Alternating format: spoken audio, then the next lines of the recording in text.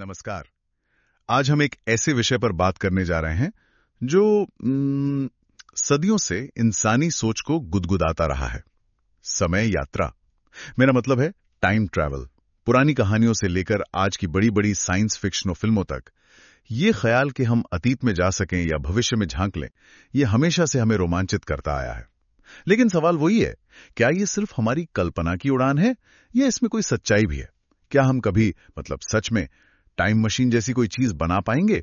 आज की हमारी ये बातचीत इसी पहेली को सुलझाने की एक कोशिश होगी।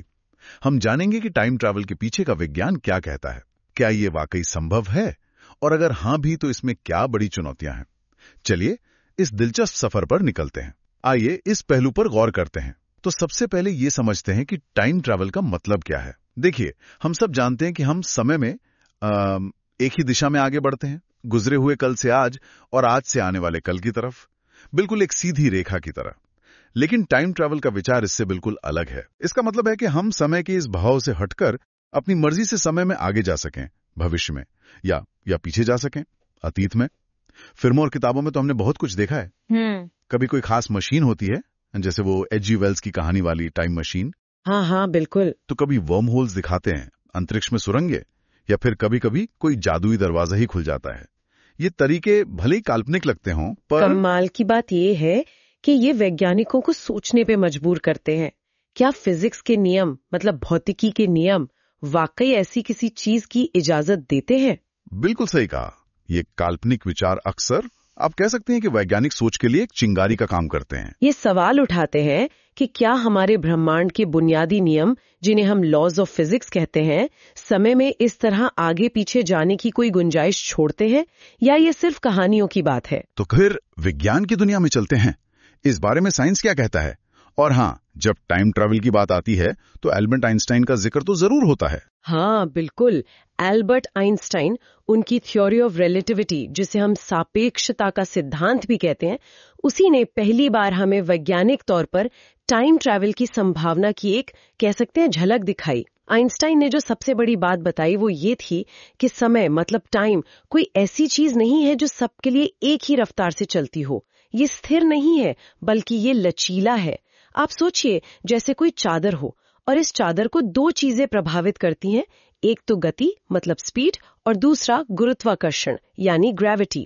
आइंस्टाइन ने बताया कि ग्रेविटी असल में स्पेस और टाइम का जो मिला जुला ताना बाना है ना, जिसे स्पेस टाइम कहते हैं, उसमें खिंचाव या मोड़ है। जैसे अगर आप एक चादर पे कोई भारी गेंद रख दें तो चादर बीच में धंस जाती है ना, मुड़ जाती है। हाँ। ठीक वैसे ही ग्रह या तारे अपने वजन से स्पेस टाइम को मोड़ते हैं, और इस मुड़े हुए रास्ते पर चलने में यहाँ तक कि प्रकाश को भी थोड़ा ज्यादा समय लगता है। इससे हमें ऐसा लगता है कि समय धीमा हो गया है। अच्छा। हाँ, अब गति की बात करते हैं।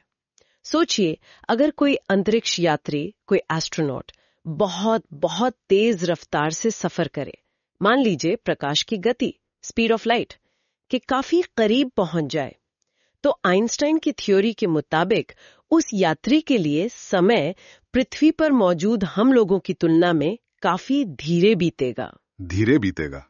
कैसे? मतलब ये हुआ कि हो सकता है उस अंतरिक्ष यान में बैठे यात्री के लिए सिर्फ 5 साल गुजरे हों, लेकिन जब वो अपना सफर पूरा करके पृथ्वी पर वापस लौटे तो यहाँ शायद 50 साल या उससे भी ज्यादा वक्त गुजर चुका हो। 50 साल? हाँ, यानी वो एक तरह से भविष्य में पहुंच गया है।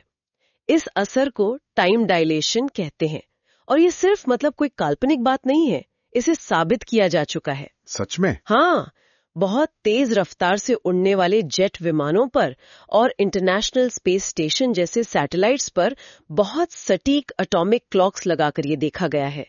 उन घड़ियों का समय पृथ्वी की घड़ियों से थोड़ा पीछे चलता है। अच्छा। इंटरनेशनल स्पेस स्टेशन पर रहने वाले अंतरिक्ष यात्री पृथ्वी पर मौजूद लोगों की तुलना में हर 6 महीने में सेकंड के कुछ हजारवें हिस्से जितने जवान रहते हैं। अरे, ये अंतर तो बहुत छोटा है।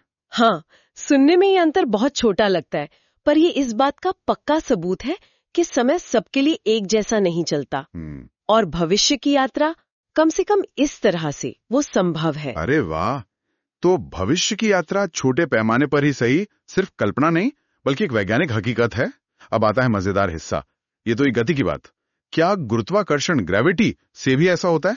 आपने ब्लैक होल्स का जिक्र किया था। हाँ बिल्कुल, गुरुत्वाकर्षण का भी समय पर बहुत गहरा असर होता है, खासकर जहां गुरुत्वाकर्षण बहुत ज्यादा हो, जैसे कि ब्लैक होल्स के पास। ब्लैक होल्स का ग्रेविटेशनल पुल, उनका खिंचाव इतना जबरदस्त होता है कि वो अपने आसपास के स्पेस टाइम को बहुत बुरी तरह मोड़ देते हैं। जैसे कोई बहुत भारी चीज चादर को बहुत ज्यादा नीचे खींच ले। ब्लैक होल के किनारे पर, जिसे इवेंट होराइजन कहते हैं, मतलब वो सीमा जहां से कुछ भी, यहां तक कि रोशनी भी वापस नहीं आ सकती, वहां समय बहुत ज्यादा धीमा हो जाता है। तो अगर कोई अंतरिक्ष यान किसी ब्लैक होल के काफी करीब लेकिन एक सुरक्षित दूरी पर चक्कर लगा पाए, तो उस यान में मौजूद यात्री के लिए शायद कुछ घंटे या दिन ही बीते, जबकि पृथ्वी पर हजारों या लाखों साल गुजर जाएं। लाखों साल? हाँ, जब वो वापस लौटेगा, अगर लौट पाया, तो वो पृथ्वी के बहुत दूर के भविष्य में पहुंच चुका होगा। तो सिद्धांत रूप में ब्लैक होल्स भी भविष्य की यात्रा का एक जरिया हो सकते हैं। ये तो कमाल है, भविष्य में जाने के तो रास्ते दिख रहे हैं, भले ही उन तक पहुंचना कितना भी मुश्किल क्यों ना हो। अच्छा, एक और चीज जो अक्सर सुनी जाती है वो है वर्म होल्स। हाँ, वर्म होल्स। क्या ये भी टाइम ट्रैवल से जुड़े हैं? हाँ, वर्म होल्स, जिन्हें आइंस्टाइन रोजन ब्रिजेस भी कहते हैं, ये एक और बहुत ही दिलचस्प वैज्ञानिक आइडिया है। ये स्पेस टाइम में दो बहुत दूर के बिंदुओं को, या शायद दो अलग अलग समयों को जोड़ने वाली काल्पनिक सुरंगें या शॉर्टकट हैं। शॉर्टकट? हाँ, आप इसे ऐसे समझ सकती हैं। मान लीजिए एक सेब है और एक कीड़ा सेब की एक तरफ से दूसरी तरफ जाना चाहता है। वो या तो पूरी सतह पर रेंग कर जा सकता है, या फिर सेब के बीचों बीच एक छेद बनाकर सीधे दूसरी तरफ निकल सकता है। वर्म होल इसी छेद की तरह है, जो स्पेस टाइम में एक शॉर्टकट बनाता है। अच्छा। हाँ, और इसमें जो दिलचस्प बात है वो ये कि अगर ऐसा कोई वर्म होल मौजूद हो और किसी तरह उसे खुला और स्थिर, मतलब स्टेबल रखा जा सके, तो सिद्धांत रूप में कोई उसके जरिए पलक झपकते ही ब्रह्मांड के एक कोने से दूसरे कोने तक पहुंच सकता है, या शायद एक समय से दूसरे समय तक यात्रा कर सकता है। लेकिन यहाँ एक बहुत बड़ा लेकिन है। क्या? हमारी मौजूदा समझ के हिसाब से अगर वर्म होल्स बनते भी हैं, तो वो बनते ही लगभग तुरंत बंद हो जाएंगे, कोलैप्स कर जाएंगे। वो बेहद अस्थिर होते हैं, अनस्टेबल। तो फिर उन्हें खुला रखने के लिए एक खास तरह के पदार्थ की जरूरत होगी, जिसे वैज्ञानिक कहते हैं एक्सोटिक मैटर। Exotic matter? ये क्या चीज है? एक्सोटिक मैटर एक ऐसा, कह लीजिए, काल्पनिक पदार्थ है जिसमें कुछ बहुत ही अजीबोगरीब गुण हो, जैसे कि नेगेटिव वजन या नेगेटिव गुरुत्वाकर्षण। नेगेटिव वजन मतलब ऐसा पदार्थ जो धक्के जाने पर आपकी तरफ आए, या जिसका गुरुत्वाकर्षण चीजों को दूर फेंके। अरे हाँ, ऐसा पदार्थ हमारे जाने पहचाने किसी भी पदार्थ से बिल्कुल अलग होगा, और इसका अस्तित्व अभी सिर्फ सिद्धांतों और गणितीय समीकरणों में है। असलियत में इसे कभी देखा या बनाया नहीं गया है। तो वर्महोल से टाइम ट्रैवल, वो अभी बहुत दूर की कौड़ी है। अच्छा, तो भविष्य की यात्रा के लिए तो कुछ रास्ते दिखते हैं, चाहे वो मुश्किल हो, लेकिन असल मुश्किलें कहाँ आती हैं, खासकर जब हम अतीत में यानी पास में जाने की बात करते हैं। चलिए इसको थोड़ा खोलकर समझते हैं। हाँ, यहीं पर असली चुनौतियां सामने आती हैं, और ये बहुत बड़ी हैं सच में। पहली चुनौती है एनर्जी की, ऊर्जा। चाहे आपको प्रकाश की गति के करीब पहुंचना हो या किसी वर्म होल को खुला रखना हो, इसके लिए अविश्वसनीय मात्रा में ऊर्जा की जरूरत होगी। कितनी ऊर्जा? इतनी ऊर्जा जितनी शायद हमारी पूरी पृथ्वी मिलकर भी पैदा नहीं करती। ये हमारी आज की टेक्नोलॉजी की पहुंच से बहुत बहुत ज्यादा दूर है। बाप रे। हाँ, ये ऊर्जा जरूरतें भविष्य की यात्रा और वर्म होल जैसे अलग अलग लगने वाले विचारों को भी एक तरह से जोड़ती हैं। दोनों के लिए भारी कीमत चुकानी होगी। दूसरी और शायद सबसे मशहूर चुनौती है ग्रैंडफादर पैराडॉक्स, दादाजी का विरोधाभास। हाँ, ये सुना है मैंने। ये एक तार्किक पहेली है, एक लॉजिक पजल।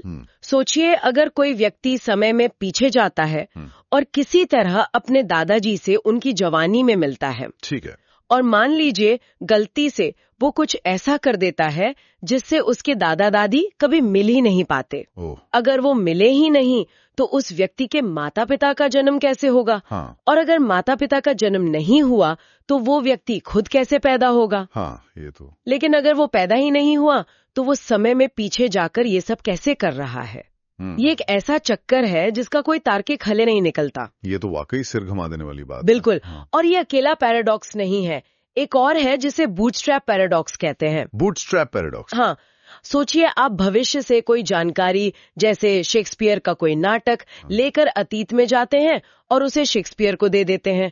वो फिर उसे प्रकाशित करता है। अच्छा। तो सवाल उठता है कि वो नाटक असल में लिखा किसने, जानकारी का स्रोत कहाँ है? हाँ, ये भी अजीब है। ऐसे विरोधाभास अतीत की यात्रा को लॉजिक के स्तर पर ही बहुत मुश्किल बना देते हैं। हाँ, पर इससे एक जरूरी सवाल खड़ा होता है कि क्या ब्रह्मांड का ढांचा ही ऐसा है कि वो इस तरह के पैराडॉक्स को होने से रोकता है?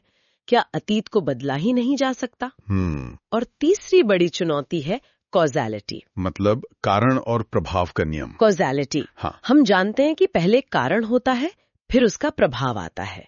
आप पहले बटन दबाते हैं, कारण, फिर लाइट जलती है, प्रभाव, बारिश होती है, कारण, जमीन गीली होती है, प्रभाव। सही बात है। हमारे ब्रह्मांड का पूरा ताना बाना इसी क्रम पर टिका है। लेकिन अतीत में यात्रा करना वो इस क्रम को तोड़ सकता है। आप प्रभाव को कारण से पहले ला सकते हैं। ये फिजिक्स के बुनियादी नियमों के खिलाफ जाता है। इसीलिए ज्यादातर वैज्ञानिक मानते हैं कि या तो अतीत की यात्रा असंभव है, या अगर संभव है भी तो इस तरह से कि आप अतीत को बदल ना सकें, ताकि कोई पैराडॉक्स पैदा ना हो। ये तो वाकई बहुत बड़ी रुकावटें हैं, खासकर अतीत में जाने को लेकर। ऐसा लगता है कि विज्ञान अभी हमें पास्ट में जाने की इजाजत नहीं देता। शायद इसीलिए इन वैज्ञानिक बाधाओं के बावजूद फिक्शन में, मतलब कहानियों और फिल्मों में, टाइम ट्रैवल इतना ज्यादा पॉपुलर है ना? हाँ बिल्कुल। चाहे वो इंटरस्टेलर हो, जिसमें ब्लैक होल के पास समय धीरे बीतता है, हाँ। या एवेंजर्स एंड गेम, जिसमें वो अलग अलग टाइमलाइंस बना देते हैं, या डार्क जैसी वेब सीरीज जिसमें तो अतीत और भविष्य बुरी तरह उलझ जाते हैं, या फिर वो पुरानी बैक टू द फ्यूचर जैसी मजेदार क्लासिक फिल्में। टाइम ट्रैवल का जादू हर जगह छाया हुआ है। हाँ, और फिक्शन अक्सर इन वैज्ञानिक मुश्किलों से बचने के अपने तरीके निकाल लेता है। कभी वो कहता है कि आप अतीत में जाकर कुछ बदल नहीं सकते, या अगर बदलते हैं तो एक नई, क्या कहते हैं, पैरेलल यूनिवर्स, एक समानांतर दुनिया बन जाती है। अच्छा। फिक्शन सिर्फ रोमांच के लिए टाइम ट्रैवल का इस्तेमाल नहीं करता। ये अक्सर हमें भाग्य, फेट, नियति, डेस्टिनी, हमारे चुनाव, चॉइसेस और उनके नतीजों जैसे गहरे सवालों पर सोचने का मौका देता है। बैक टू द फ्यूचर में जैसे मार्टी मैकफ्लाई की एक छोटी सी हरकत उसके पूरे परिवार के भविष्य को बदल देती है। वो हमें दिखाता है कि हमारे काम के कितने अनप्रेडिक्टेड परिणाम हो सकते हैं। हाँ, वो तो था। अवेंजर्स एंड गेम में वे अतीत से चीजें लाते हैं, लेकिन इस तरह की नई टाइमलाइंस बने जिससे ग्रैंडफादर पैराडॉक्स से बचा जा सके। ये कहानियां हमें अगर ऐसा होता तो क्या होता वाली सोच में ले जाती हैं। तो इस पूरी बातचीत का निचोड़ क्या निकलता है? कहाँ तक हकीकत है और कहाँ से कल्पना शुरू होती है? आखिर इसका मतलब क्या हुआ? अगर हम संक्षेप में कहें तो देखिए, भविष्य की यात्रा, ट्रैवलिंग इनटू द फ्यूचर, ये वैज्ञानिक रूप से संभव है।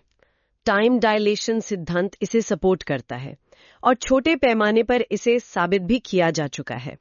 बहुत ज्यादा स्पीड या बहुत ज्यादा ग्रेविटी जैसे ब्लैक होल के पास, ऐसी अत्यधिक परिस्थितियों में बड़े पैमाने पर भविष्य की यात्रा, हाँ, सैद्धांतिक रूप से संभव हो सकती है। हालांकि इसके लिए जरूरी टेक्नोलॉजी और एनर्जी हासिल करना अभी बहुत बड़ी चुनौती है।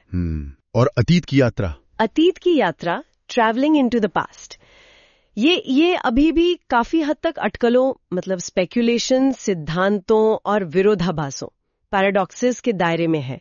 ग्रैंडफादर पैराडॉक्स जैसी तार्किक मुश्किलें हैं। कॉज़ैलिटी का नियम इसके खिलाफ जाता है और इसे हासिल करने का कोई जाना माना तरीका या कोई प्रायोगिक सबूत, कोई एक्सपेरिमेंटल एविडेंस हमारे पास नहीं है। ज्यादातर वैज्ञानिक मानते हैं कि फिजिक्स के नियम शायद इसकी इजाजत नहीं देते। तो टाइम ट्रैवल वाकई एक ऐसा विषय है जहां हमारी कल्पना, हमारा दर्शन, मतलब फिलॉसफी, और विज्ञान, ये सब आके मिलते हैं। जहां भविष्य की यात्रा के लिए हमें विज्ञान में कुछ ठोस इशारे मिलते हैं, वहीं अतीत में जाने का सपना फिलहाल, हाँ, कल्पना के कैनवस पर ही ज्यादा मजबूती से उकेरा गया है।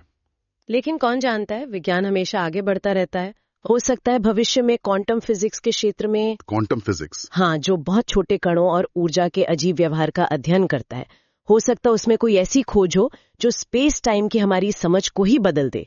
या शायद कभी वो रहस्यमयी एग्जॉटिक मैटर सच में खोज लिया जाए जिसकी जरूरत वर्म होल्स को स्थिर रखने के लिए बताई जाती है। हो सकता है ऐसी कोई खोज भविष्य में टाइम ट्रैवल के, खासकर अतीत की यात्रा के नए दरवाजे खोल दे। तब तक ये मानवता के सबसे दिलचस्प और अनसुलझे रहस्यों में से एक बना रहेगा, हकीकत और कल्पना के बीच की महीन रेखा पर झूलता हुआ। चलिए इस चर्चा को एक विचार के साथ खत्म करते हैं जिस पर गौर किया जा सकता है। मान लीजिए किसी तरह अतीत में जाना संभव हो भी जाए, तो क्या हमें वाकई ऐसा करना चाहिए? इतिहास की किसी एक घटना को, चाहे वो कितनी भी छोटी क्यों न लगे, बदलने के क्या अनप्रेडिक्टेड और शायद भयानक परिणाम हो सकते हैं? क्या हमारे पास ये अधिकार या समझ है कि हम गुजरे हुए कल के साथ छेड़छाड़ करें? इस पर सोचिएगा जरूर।